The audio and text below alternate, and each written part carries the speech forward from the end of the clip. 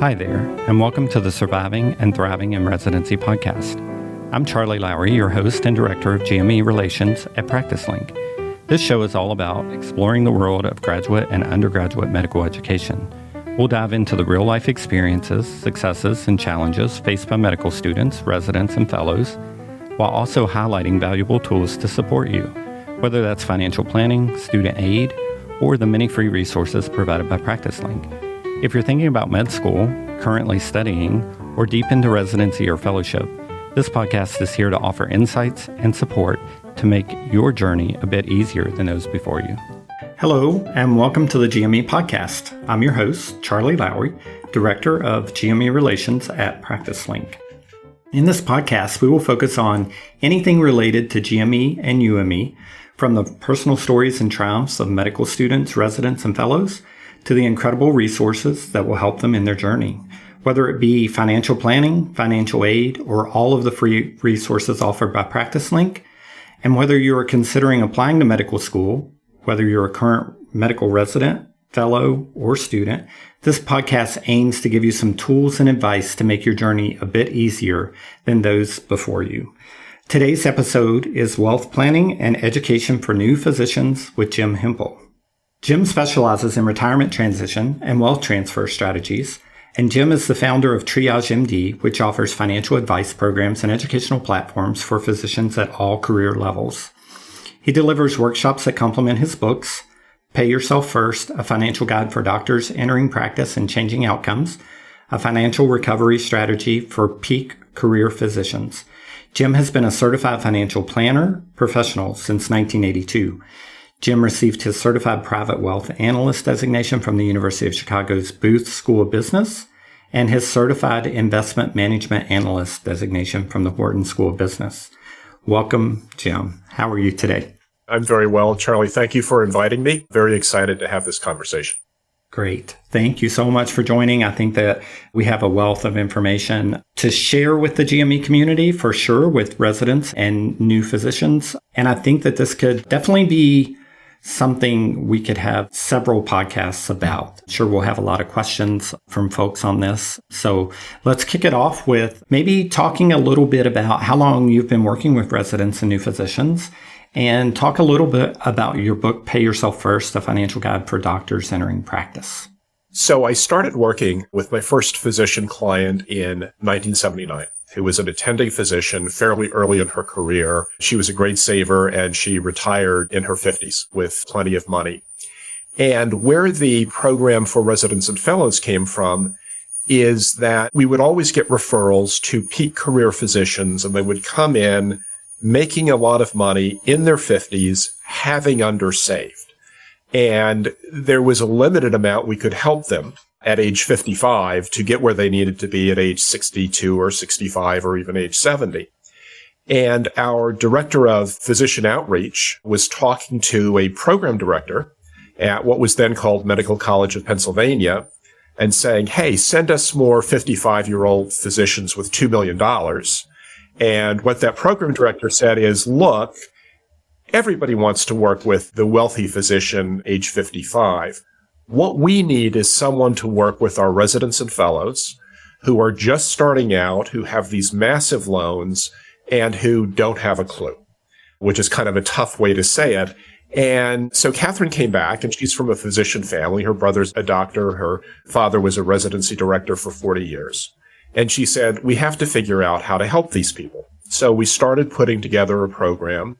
And out of that came the book, Pay Yourself First, just capturing and summarizing in hopefully a pretty short and accessible form all of the things that doctors need to do starting out. So the whole purpose of this is to give doctors an opportunity to start their careers in the right place with the right strategies so that when they're 55, 30 years later, they're very confident and they're already on track. So we don't have to do a kind of a high-speed mid-course correction, which is what the second book is about, Changing Outcomes, is for those physicians age 55 who have undersaved. But much better not to get them in that position in the first place. Gotcha. Yeah. So trying to plan ahead instead of catching up. Yes. And planning to manage the stress from the very beginning so that the financial stress is not so prominent. I think you and I have talked about this, just the amount of stress in the medical profession today is really beyond anything we've seen before. And if you can keep the financial stress low by providing good information and useful strategies, that's something at least that we can do to help with that process, to help with that stress level. That's great. And that's a great way to go to my next question, talking about stress for the physicians. What's the best set it and forget it way for busy physicians to save and invest without always worrying about it, the constant worry? So for almost every physician we have, except for a few who have been involved in some kind of medical startup, it is the money they accumulate in their pre-tax employer savings plans that is the absolute core of their financial independence, their financial security at retirement. So the first thing to do, just in every case that I've ever seen, the first thing to do is to make sure once you start practice as an attending, once you're getting those realistic paychecks, to maximize your employer's pre-tax savings opportunities. For most doctors, that's going to be a 403B. If you're working for a nonprofit, it's going to be a 401k if you're working for a for-profit hospital or medical practice. And for many doctors working for larger systems, there's also the opportunity of a 457 deferred compensation plan, which can be a wonderful addition to the 403b or 401k. What's realistic savings rates for physicians to aim for if they want that long-term financial security? That's a great question. And actually, before I answer that, I want to just address one thing that we see a lot with young physicians. So young doctors have deferred gratification like nobody else on the planet. They've worked hard in most cases from elementary school. They have worked hard in high school to get into a good college. They've worked hard in a college or university, often in really competitive conditions, to get into med school. Then they've worked in med school to get into their chosen residency or fellowship program. And then they have worked in what is really, really intense work environments to become doctors, to become attending physicians. And so when they start earning money, there is this enormous sense of, boy, am I owed now, right? I'm 28 years old. I'm 31 years old. In one case, I'm 37 years old when I'm starting my attending practice as a cardiothoracic surgeon. Sure. And just to throw in there, you talk about being driven through undergrad and through medical school, but at this point, they probably have not had any kind of financial success course. For the most part, that's been lacking out of the education system. Right. That's lacking. And just the other part of this is, the phrase is, this is why we can't have nice things.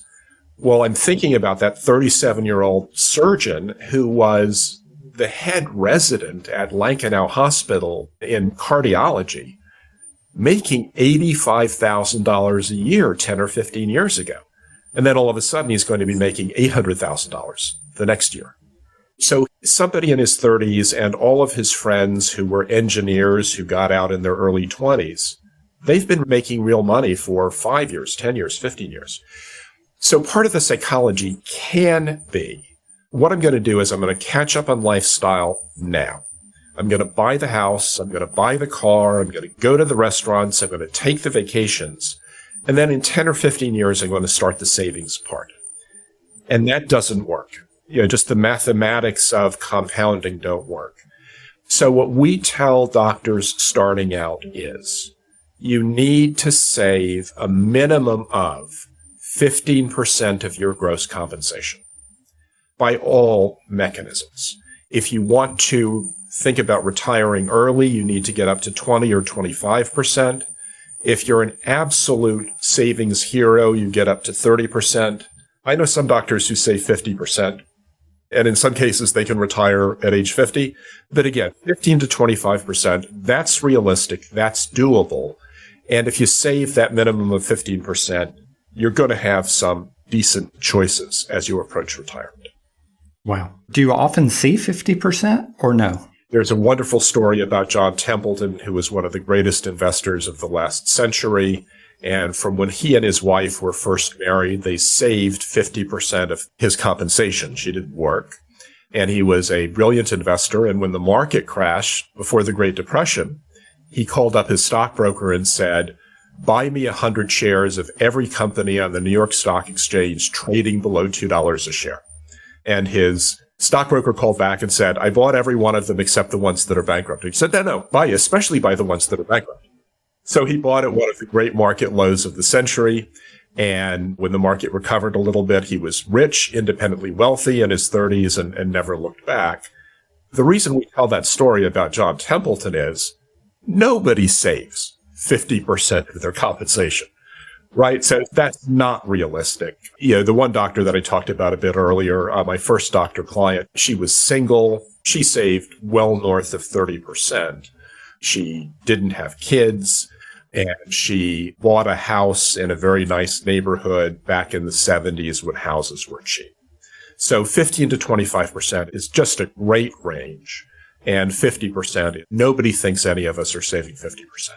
I think the intent is there, good intentions, but it's hard when life happens. It really is. And the perfect is the enemy of the good.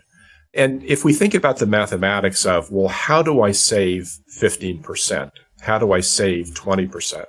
Well, if you are paying off a student loan, that's a form of savings, right? So all the principal that you're repaying is a form of savings, and often it's the most effective form of savings. Let's say that you're a young primary care physician, you're making $250,000 a year out of the gate, and you max out your 403B. Well, you're saving $23,500 there. So that's already got you almost up to 10% savings. If you add a backdoor Roth IRA for $7,500, now you're at about 11.5 or 12%. If you are paying down on your student loans, perhaps you're on the way to qualifying for public service loan forgiveness. So you're paying, let's just say that you're paying another $2,000 a month. Well, that's $25,000 a year, not quite. Not all of that is savings. Some of that is interest. But you can see that if you just do those three things. On your loans, income-driven repayment, pay pre-tax, max out to your 403B or 401k, and perhaps do a backdoor Roth on top of that. All of a sudden, you're at 15%, maybe 20%. Now, part of what we can see is, what if you are that cardiothoracic surgeon who's making $600,000 a year? All of those pre-tax savings and the after-tax Roth and the payment on the loans, that might get you to 10% or 9%. So for the higher income doctor, where a lot of the money has to be saved after tax, getting to that 15 and 20 and 25% becomes more challenging, because every dollar of savings has to get past that 35% marginal tax bracket. In New Jersey, for example, a 10% state tax bracket. So paradoxically, it's easier to hit your savings targets if you're in primary care than it is if you're a specialist. So, Jim, one thing a lot of residents and medical students are concerned about are student loans. What kind of information do you have for them on that? For roughly 80% of young doctors starting practice, student loans are really, really significant. The average numbers in the Mid-Atlantic are roughly $220,000 for students coming out of public med schools, and $240,000, give or take, for students coming out of private med schools.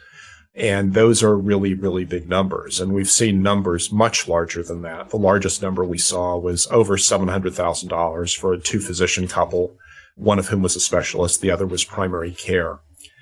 So student loans are an enormous number. They're really significant. And they're, in almost every case, entirely manageable. So getting good information about student loans is crucial. There is a chapter in the book about student loans. And all of that said, we rely on several student loan specific counselors that we refer our clients to. And part of the reason is the rules change so dramatically. They change so often. We're now in the position where so many borrowers are trying to recover from the whole SAVE program having been taken away by the courts. So public service loan forgiveness is just a wonderful opportunity for anybody who might qualify. And one of the things that we say is that the currency of public service loan forgiveness is months, not dollars. So for residents and fellows, the opportunity to accumulate qualifying months toward the 120 months you need, you might be able to buy a qualifying month for $300 as a resident. And that same month might cost you $3,000 or $4,000 as an attending physician on standard repayment. So be very aware of your loans. Don't wait until after residency or fellowship to start to address them. Work with a qualified expert and take them very seriously, but don't ever panic. There are lots of resources that are available to help you to understand and also to manage student loans. Sure. And again, on our website, we do also have under our resources tab, we do work with Navigate Student Loans. So great resource. So be sure to check that out as well. Yeah, and we work with Navigate as well. So Joyce Sorensen-Navarre, who's the founder of Navigate, she and I have presented together multiple times, and that's a really good combination of student loan expert and then also more general financial firm. Yes, Joy is a great person, and she's very much dedicated to what she does. So that will provide you some help there.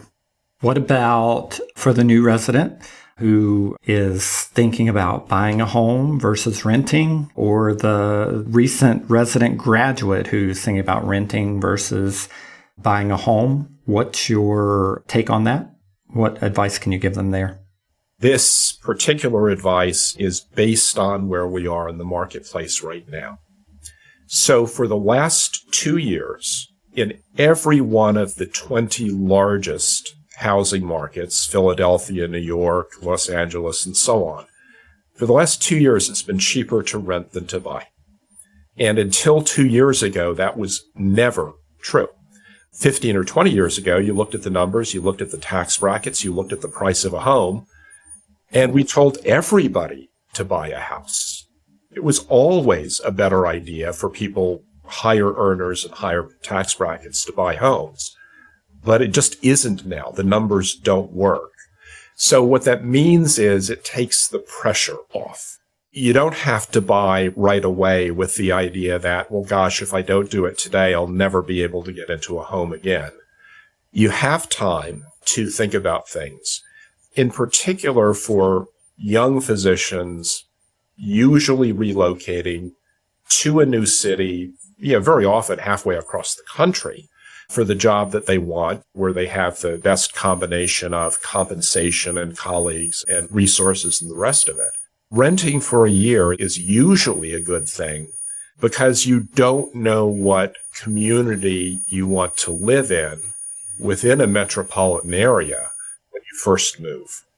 And if you just go in 9 o'clock on day one and say, hey, show me a doctor house, the real estate agent is going to show you a very nice house at the very high end of what you can afford and then work up from there. So renting for a year gives you some psychological breathing space to think about where you want to be. I think that's great advice. I see a lot of residents who buy a home their first year of residency, I think with the idea or thought that they are going to secure a job after residency with the same facility.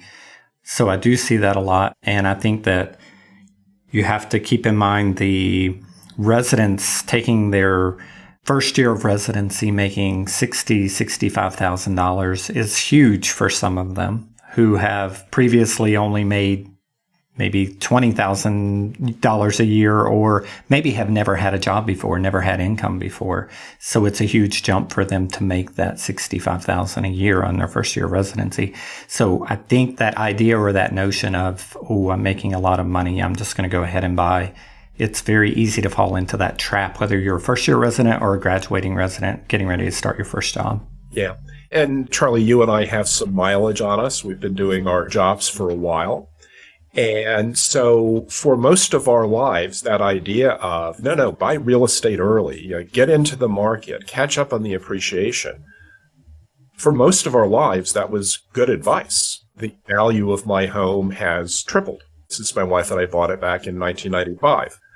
On the other hand, the stock market in the same period is up by 10 or 15 times, so way more than real estate. But at this point, the median home is simply unaffordable, earning the median family income. So we're really in pretty uncharted territory in terms of having a structural undersupply of residential housing and having house prices beyond the means of even really good high earners in a lot of cases like physicians. So take your time. It's easy to forget that asset prices that go up also go down. But we're certainly seeing that right now, for example, with investments, a lot of investments that have been just very successful for years, just under a lot of pressure based on economic uncertainty today. And the same thing will be true at some point of homes as well. And I think we've talked about this just chatting previously about living in a rural area compared to urban, which, we might talk about a little bit here, but I truly don't know how people afford to live in cities such as Boston or LA, where a house may cost upwards to $1 million for not so great of a house, just an average house. So maybe talk about that for a little bit too. You get more bang for your buck in a rural community, not just with the house purchase, but maybe with some of your student loan debt, different things there. It's interesting. A phenomenon that we've seen with young doctors and also with our employees who are coming out of college, or in one case, we hired a Harvard PhD who did some of the really good psychological work on the Pay Yourself First book before he went back into research. Everybody wanted to be in the big city. Right? Everybody wanted to be in the big city. Nobody wanted to be in the suburbs. But the reality is, if in our area, so we're in Philadelphia, 6th or 8th most populous metropolitan area, and if you take a job in Lancaster County, about an hour and a half west of Philadelphia, you will get premium compensation to move to what is an increasingly vibrant area with a rebuilding downtown, with beautiful country, just beautiful country to bicycle through if you're not a heavier fellow like me on the bicycle because of the rolling hills, great restaurants, and you'll get paid more than you will in the Philadelphia suburbs, where real estate costs 20, 30, 40% more, and you'll get paid even less if you go to Philadelphia, where the desirable real estate is pretty limited and very expensive. So by practicing in a rural area, you have the opportunity in many cases to become financially independent is so much greater. Because the first big expense out of the box, which is buying a house, is so very much more affordable. My uncle, who's now in his 80s, practiced in Wenatchee, Washington until age 75. When he got there back in, I think it was the 70s, perhaps it was the early 80s, as a young physician, he bought 4.5 acres for almost nothing, built a house and a guest house and a stable on the property. And that's where he practiced, and he loved practicing there. Relatively small community. He knew everyone. He was primary care, but also delivered babies. He was very proud the first time that he delivered a baby for the third generation of the same family that he had met 40 years before. So if the rural lifestyle is at all appealing, economically, gosh, it's such an advantageous economic situation compared to, like you said, Boston, the New York suburbs, San Francisco. One of the things that we see, we've had conversations, though haven't worked with a couple of San Francisco physicians, and the brother and sister-in-law of one of our local clients who's a physician are both physicians out in San Jose, and their kids go to private school. And these are folks who are making the better part of $1 million each. And out in San Jose, they're poor. Out in San Jose, all of the tech titans whose kids go to the same school don't want to socialize with the low compensation interventional cardiologists who aren't making any money. So there's a lot to be said for an affordable lifestyle in a community where you're well known and very, very highly respected. Yeah, I completely agree. I think the number one response I get from residents when I ask them where they want to practice, they want to go home. And I always stress to them, well, home could be an hour and a half train ride, or it could be easily commutable within 2 to 4 hours, could still be considered home in this day and time. It's very easy to commute. So keep that in mind. Home isn't strictly the town you came from. It could be a couple hours away. Physicians, only want to be contacted by recruiters who know your specific professional interests? Simply call and speak with a PracticeLink physician specialist, and we'll help you create your free profile and pair you with only the job opportunities that you're interested in. Visit PracticeLink.com to get started today. There's always the question of exactly how far away do I want to be from my parents? And for some folks, it's I want to be 3 doors down. And so for some folks, I want to be on a different continent.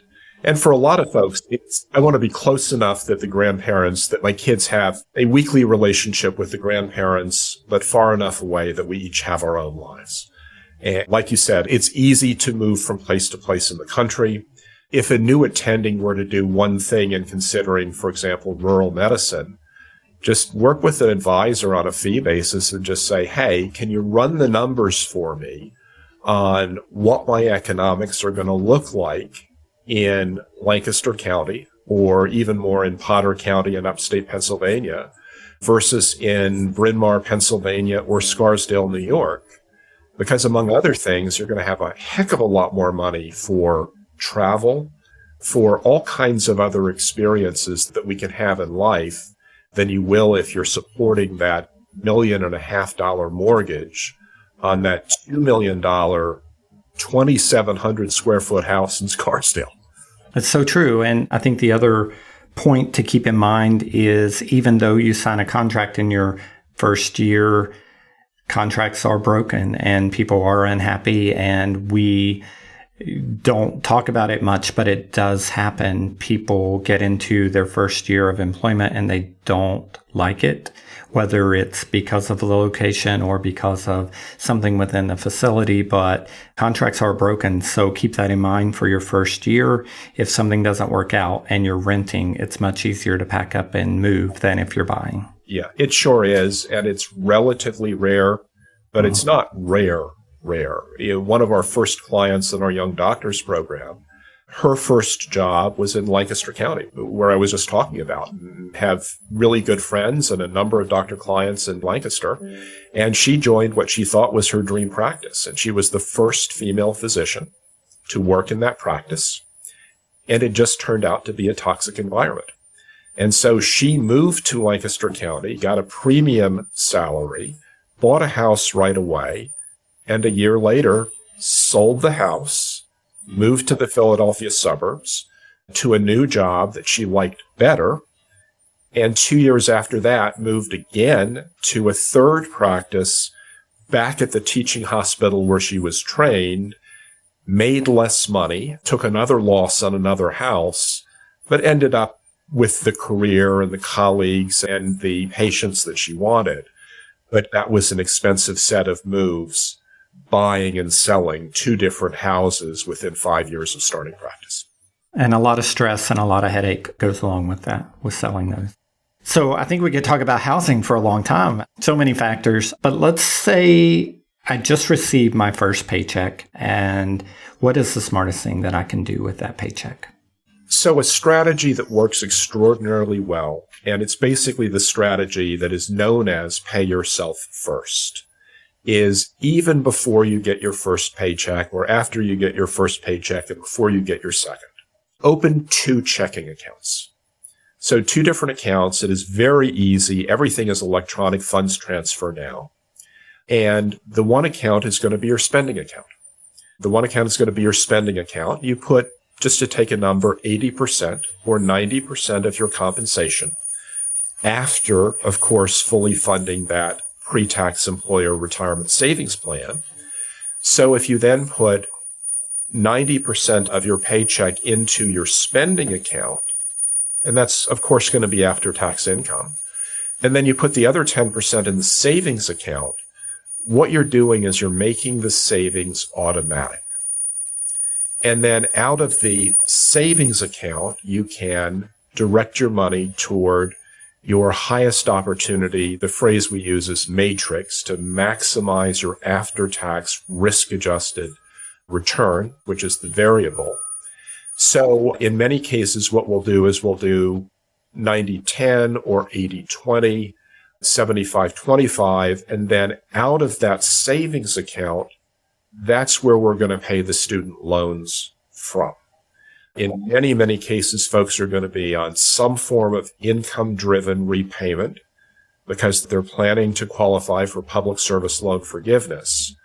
So all of that difficult decision about how much am I going to spend and how much am I going to save happens automatically up front, as opposed to what people often do is they say, I'm just going to put everything into my one checking account.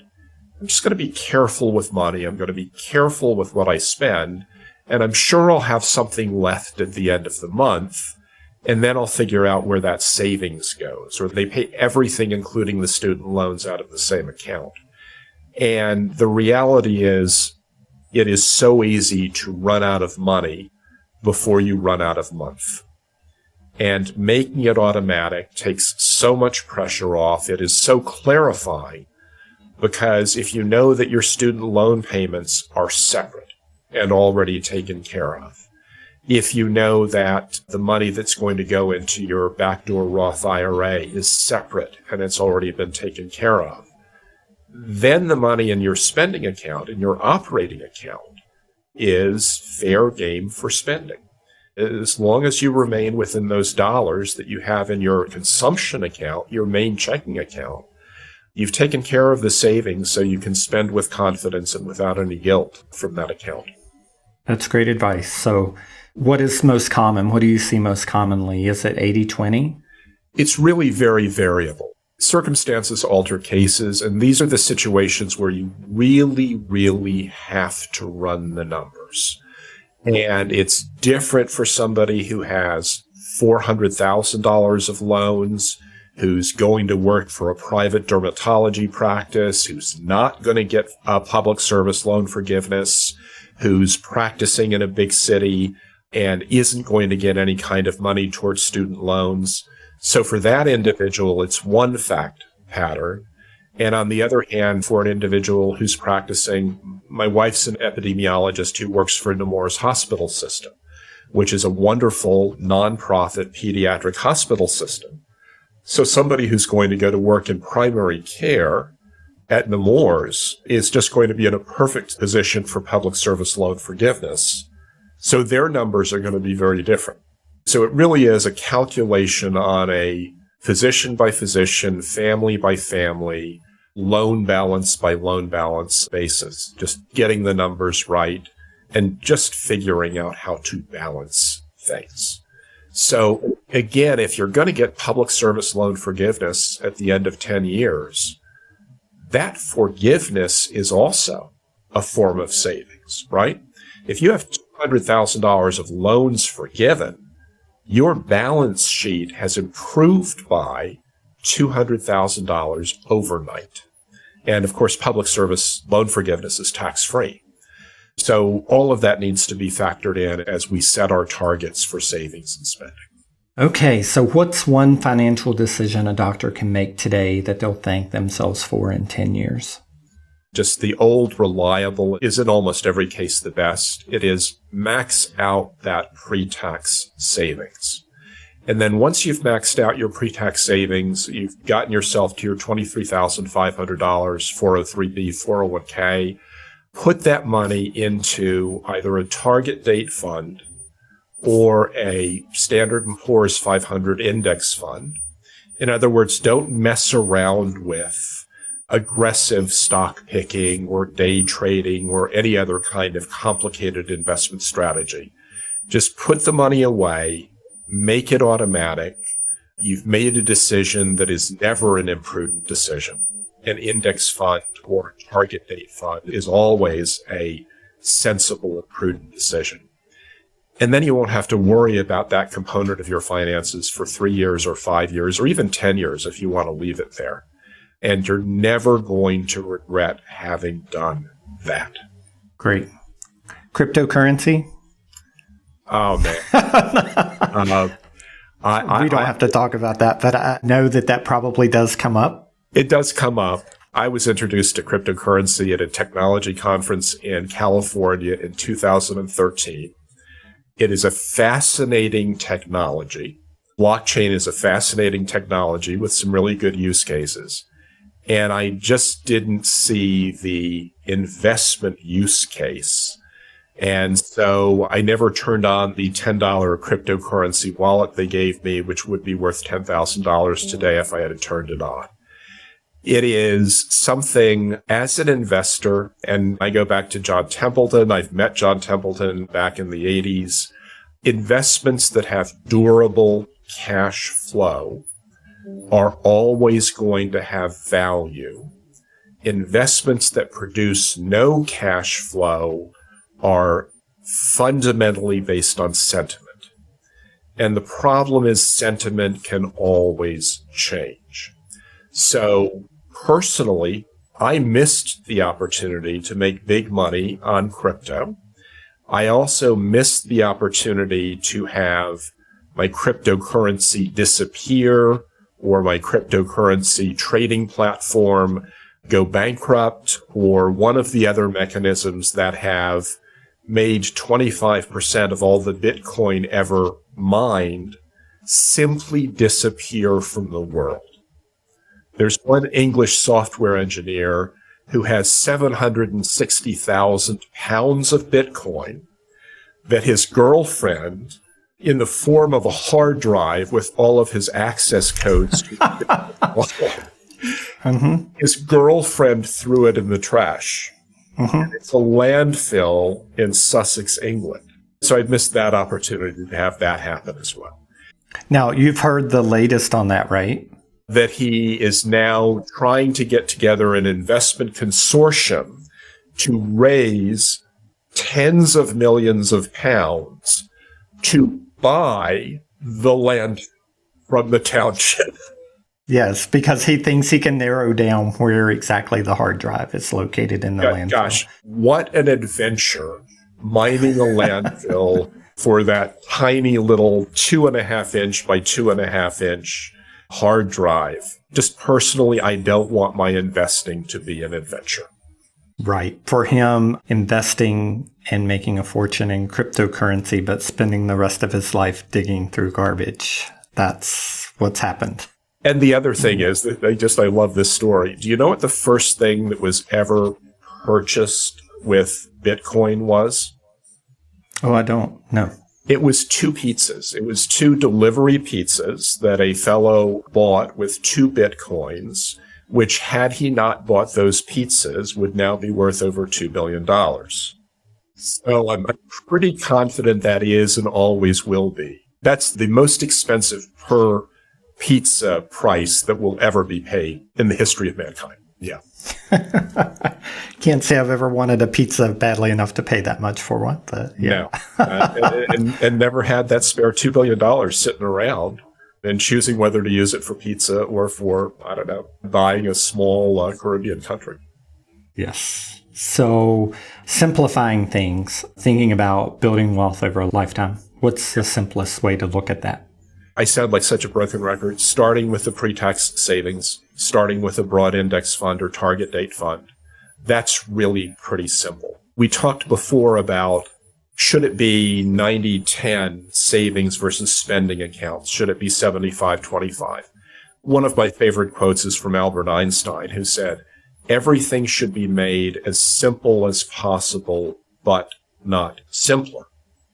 So getting financial advice and working with a fee-only advisor, I apologize for beating my own drum a little bit here, but doing that and having the numbers run for you specifically for your own specific circumstance, that's really kind of the key to making the best decisions. They're always going to include that pre-tax retirement savings as a cornerstone.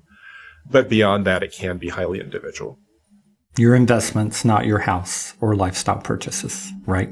It's save enough and save it to the right places. I talked before about the matrix principle. So let's just share a graphic of that. And what matrix is, again, maximize the after-tax, risk-adjusted return on your investments. And all of those numbers change over time. So if we ran a matrix analysis for someone on March the 9th of 2008, when the stock market was at the cheapest price relative to earnings in 25 years, trading at 6 times earnings, that would be a very different profile of where to direct your savings than it would be today. The market is up 10 or 15 to 1 since 2008. Now the market's expensive. It would be a different calculation. How about the concept of pay yourself first? How does that work, and why is it so powerful for doctors? What it does, and that's the 2 accounts, the automatic savings to pre-tax, the automatic savings of after-tax compensation to a separate financial independence account. What it does is it acknowledges the reality of our essential psychology. As human beings, we are not well designed to save for our futures. Human beings are primates and not squirrels. As primates, we are all hardwired to care about our relative status in the tribe. And in the U.S., the dominant status hierarchy is socioeconomic status. What house do you live in? What car do you drive? Where do you go on vacation? What restaurant do you frequent? Even what TV stations do you watch, or what newspapers do you read? Very, very high status consciousness. So the pay yourself first just gets your economics away from that status hierarchy and takes care of the saving the acorns in the tree for the future component automatically. So that's going to get done. Paying yourself first automatically means the savings are taken care of before you get to any of your consumption decisions. So what about practicing the training lifestyle solution? That ties right in there, I think. Social media doesn't help with these type things, right? Seeing your colleagues on vacation in Bahamas and you're working all the time trying to save. So can you talk a little bit about just practicing training lifestyle solution? Yeah, and this is something that we learned actually from a fellow who is both a client and a friend. He took over his father's construction business in his 30s. He grew it in size by 10 times. It was super high-end contracting business. So, for example, he built the clean rooms in which Centaur's drugs were manufactured. He wasn't doing bathroom remodels. He was doing just massive construction. And it was interesting because he had come from a working class electrician's background, super bright guy, and he was making a whole pile of money. And so as he made more money, just like a doctor who goes from residency to fellowship and to attending and makes more money, as he made more money, he upgraded his lifestyle. So he moved from an apartment to a home. It was a little teeny home in Swarthmore, Pennsylvania, where I went to school. He bought a Mercedes. He bought a 10-year-old used Mercedes. So he moved from an apartment to a house to having a condo in a ski resort out west. but his income always went up first. His consumption was always trailing what he could afford. And that's not what most of us do. Most of us get the higher compensation job, and then we borrow money to buy a better car. We borrow money to buy a bigger house. So that's a forward lifestyle solution. That's a lifestyle is always a little bit ahead of my income, my net worth. And so, kind of to cut to the chase, he's now in his 70s. He's worth $20 million. And he and his wife are building a $10 million house.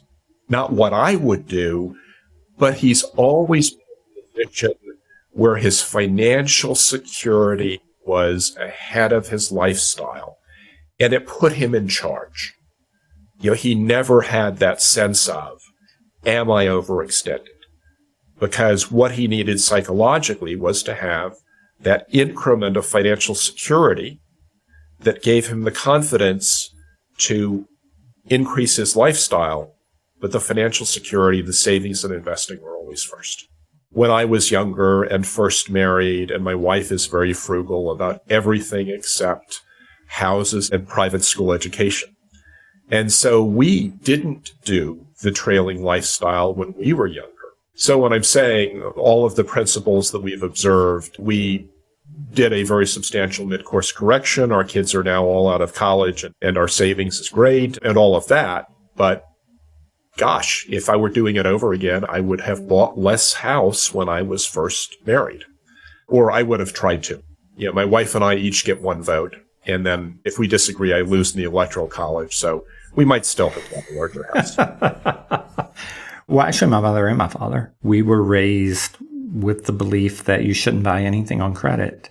If you can't afford it, you shouldn't be buying it, which is impossible in today's world. But that's a good foundation to come from, because I think on the flip side of that, some of my classmates, their parents were the extreme opposite of living fast forward and buying everything on credit. And life happens, divorce happens, and children happen, and things break, and water lines freeze, and there's so many things that are an expense and unexpected. And even though you should be planning for them, you really don't. So I think, a lot of that is just conditioning from growing up with your parents for 18 years. A lot of those habits are in your head, whether you know it or not. So there's interesting psychological research that suggests that our foundational beliefs about finances, about money and financial security, are formed when we are 10 years old. And one of my children was age 10 when the financial crisis hit. And from peak to trough, the stock market intraday was down 66% until the low on March the 9th of 2008. Not like I remember it so vividly. So the markets were down 66%. Our client portfolios were down between 16 and 19%. So less, but still almost a fifth. And my income for a year was down 80% because we kept the team intact and just took a hit. So that particular child is just unbelievably frugal. He got a high-paying job. He was a very successful chemistry major in college, got a high-paying job at a medical records company, got a very nice apartment, and after a year, he decided to move out of that apartment to a cheaper apartment so he could pay off his student loans more quickly. So yeah, the story that you're telling about financial security and the sources of that is really powerful. It's so interesting, yes. And I could see that at 10, you really do start to value a dollar, I think. Or not, right? Or not. Yes. So true, yes. At age 10, it was 1966, and my grandfather, who was a university president, was an early investor in Haloid Corporation that became Xerox, an investor in Kodak Corporation, which went crazy. And his vice president came to him from IBM, so he also owned IBM. So what I learned at age 10 is, gosh, you really want to own stocks.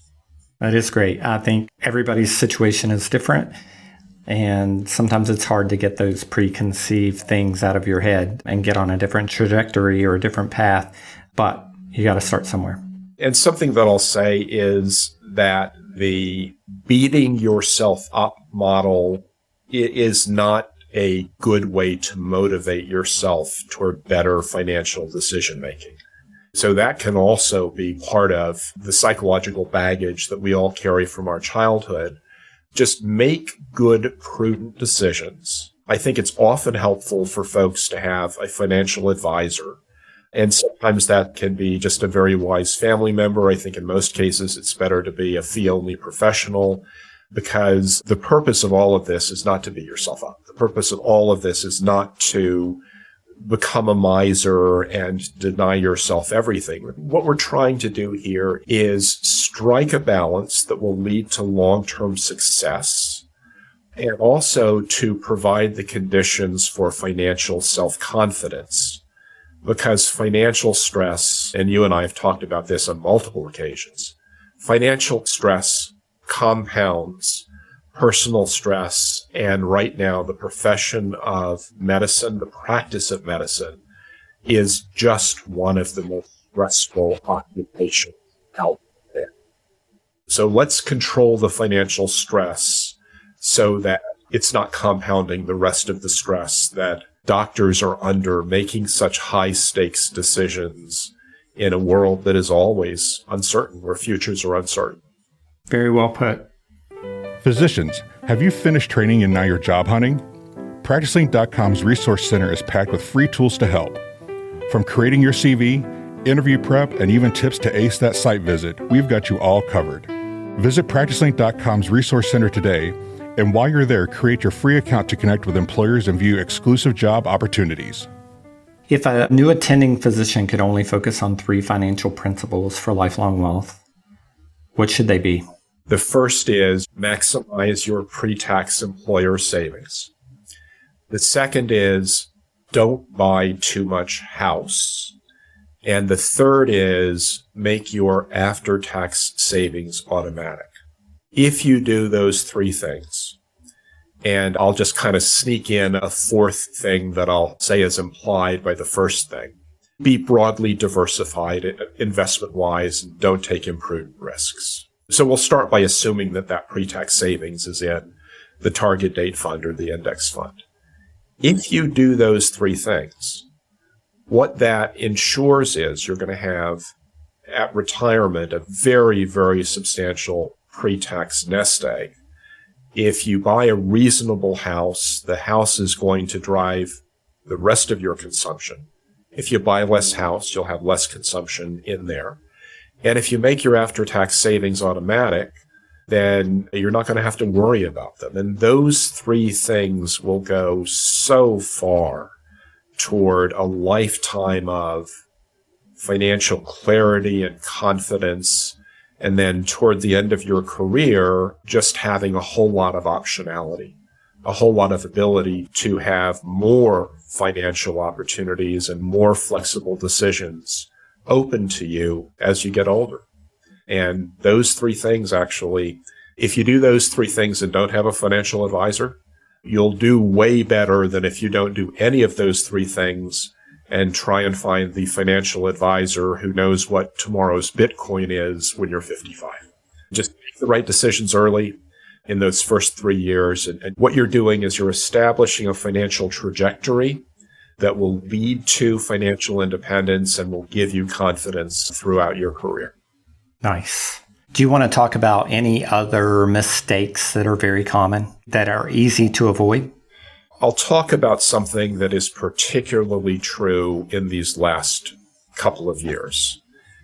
In the wake of the financial crisis, a totally disproportionate share of all of the wealth creation in the world has occurred through the ownership of 5 or 7 or 10 high technology companies in the U.S. So market bubbles are a persistent feature of human financial history. The first market bubble, the South Sea bubble, was back in the 1600s.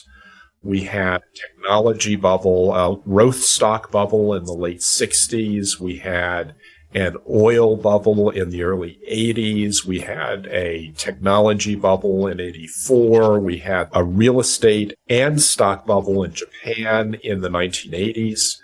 Right now, it looks as though making money in investments in general and stocks in particular is really, really, really easy.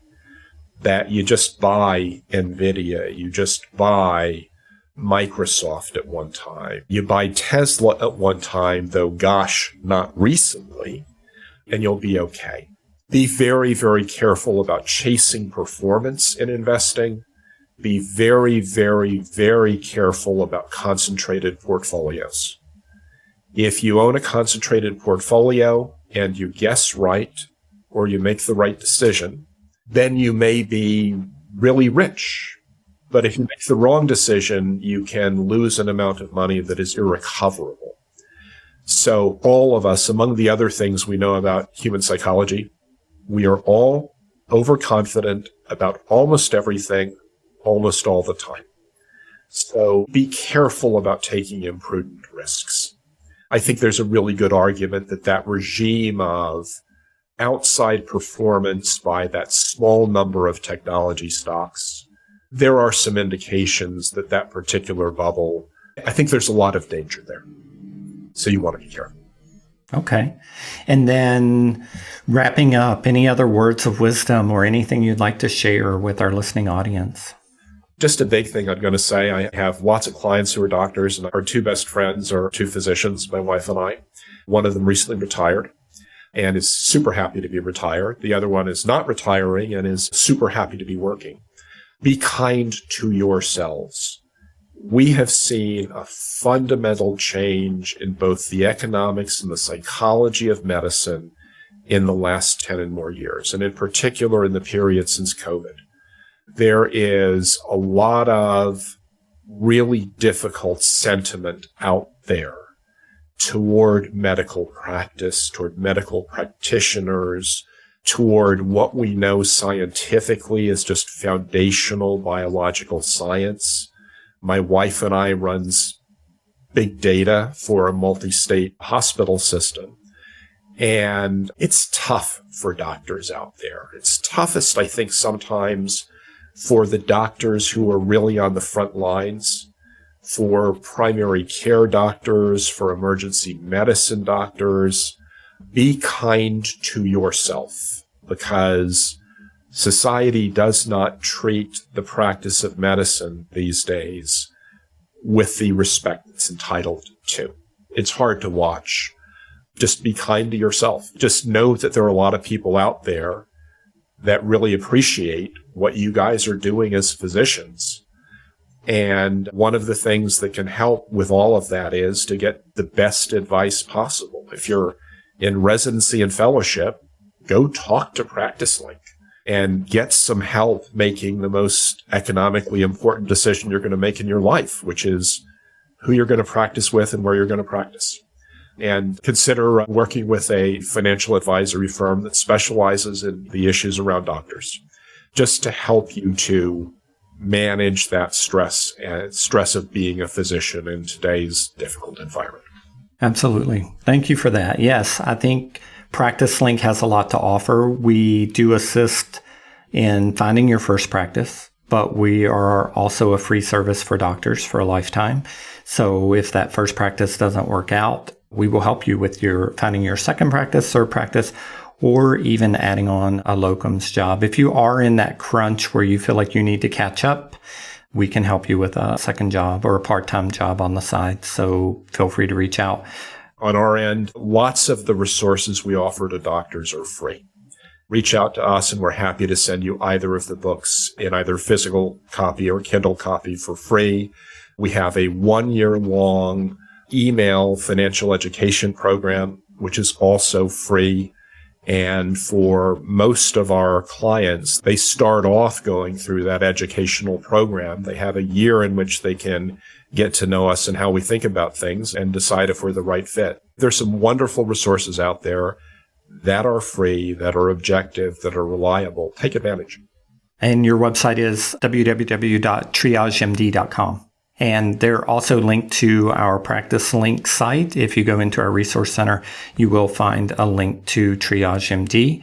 So I do appreciate you being with us today on behalf of myself and PracticeLink. And we wanted to thank Jim Hemphill for appearing on the GME podcast. For our listeners, feel free to reach out with any questions or feedback about anything we covered today by emailing me.